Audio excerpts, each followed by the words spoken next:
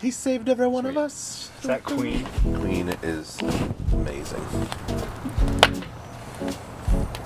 It's sad. He died of AIDS. It's sad that... Well, I was just going to say... The Queen. That's the problem with being an ordained minister. You got to keep the AIDS jokes out of your stand-up. Dang it. You can't have jokes that go poking around where they don't belong.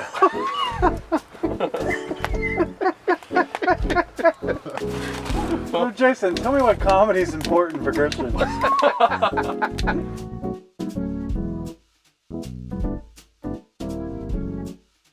got it. All right. I want everything that comes out of you guys not to be relevant to what the things I'm asking about here. Good luck with that.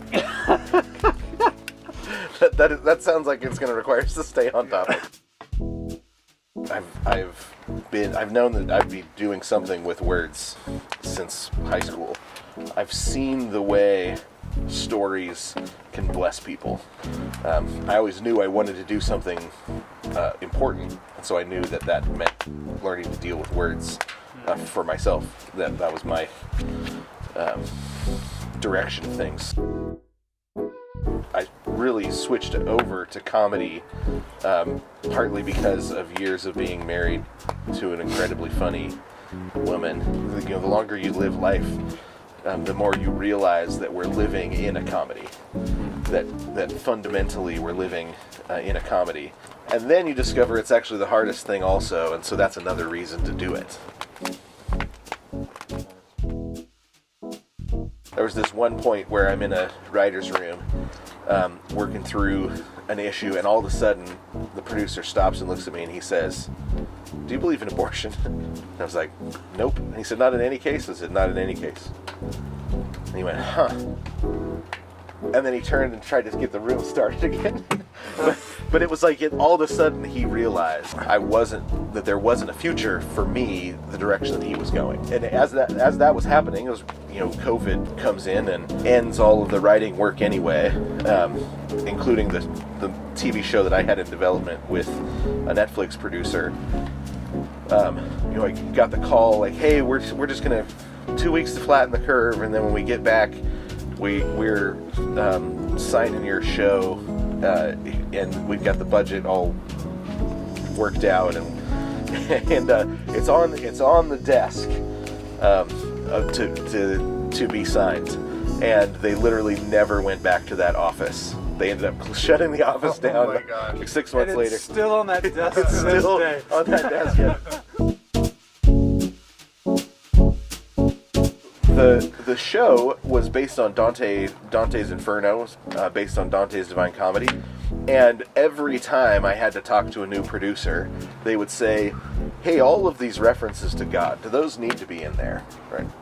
And I would say, "Well, yes, because it's based on Dante's Divine Comedy, which is a trip through hell, purgatorio, heaven, right? So it's central to the theme of the whole thing. Can't have hell without God. Right? Yeah. So it's not a preachy. It was a Freaks and Geeks style teen comedy. The way my wife put it when the option expired was, "But you really didn't want them having control of it anyway, right?"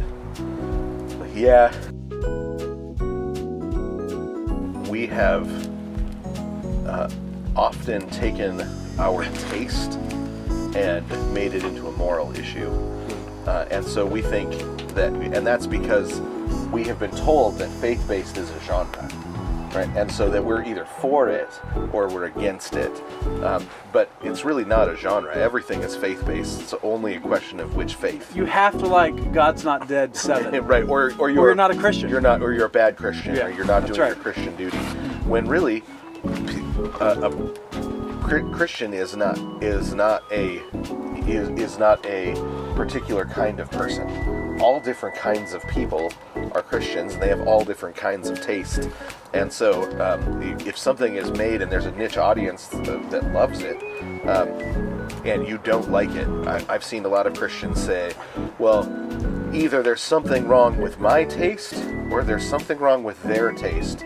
But one of us is morally right, and one of us is morally wrong when it comes to taste." And I think that's just false. No I accounting for don't like taste. watching preschool shows.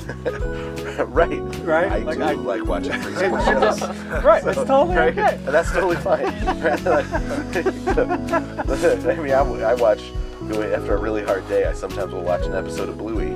That's not a preschool. That doesn't count. Yeah, it is. But if somebody comes along, they're like, I just don't really like Bluey. I like thrillers, right? My life is kind of boring, and so I want entertainment that ramps things up for me. That's just a taste thing. It's a timing thing, and that's fine. But I do think that often Christians mistake their taste for their taste and their moral judgment, and they intertwine the two as if my taste is what defines whether something is a moral good or not. Pure Flix is porn. Oh! It's conversion porn, right? And it can have low quality, just like pornography can have low quality, because it's not trying to be art anymore. It's just trying to get you off. When all of our stories are just about conversion, we end up thinking over and over.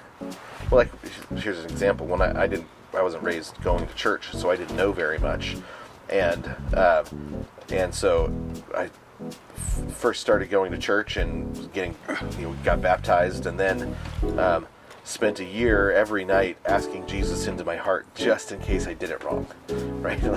Wow. Right? But it was because the story that I had been told was this is what conversion looks like, and it depends on you getting this right?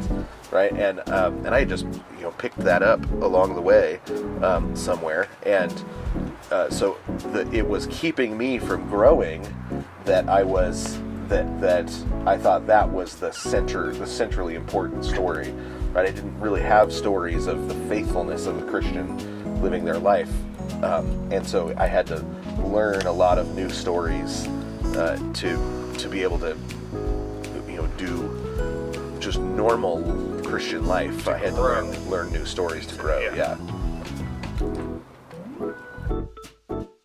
My heart is still set on the storytelling to serve my neighbor, to serve people, to serve especially underserved audiences, teenagers, men, people that don't get stories made for them. So when David introduced me to Marcus and saw what he was doing, it's like, yeah, that's what needs to happen.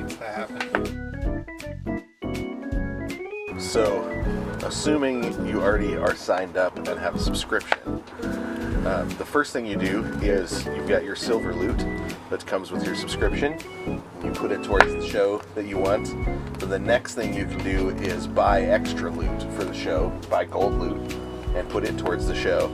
And then really the most important thing is then invite your friends, because the way that the platform works is it's like a snowball. The more people that are signed up, the more loot is in the system. The more loot's in the system, the faster things fund. Gotcha. So the biggest thing is invite your friends, explain to them why they should love the show too. I want to make sure we talk about the importance of punk rock in the underground. Yeah. Punk rock, capitalism. Yeah. Punk rock Yeah, capitalism. I mean, That's a whatever good order, phrase. but we could for sure both listen. Who said punk rock capitalism? That's a good phrase. Punk rock capitalism. I want a t-shirt that says punk, Punk rock rock capitalism. capitalism. Punk rock capitalism. Loor TV. I came up with it. Elliot came up. Elliot came up with it. We've got it on record that you came up with it forever, and I'm happy to tell everybody that you came up with it. But that's a good phrase.